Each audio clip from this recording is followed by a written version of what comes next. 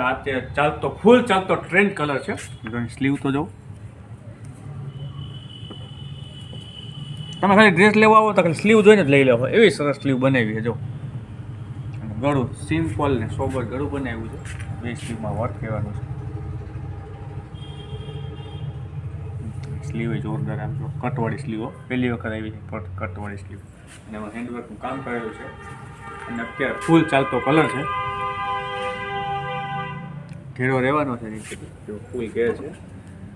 અને દુપટ્ટો પણ તેમાં કટવર્કનું કામ કરેલું છે. દુપટ્ટનું વન સાઈડ રખાય એવો દુપટ્ટો આવ્યો.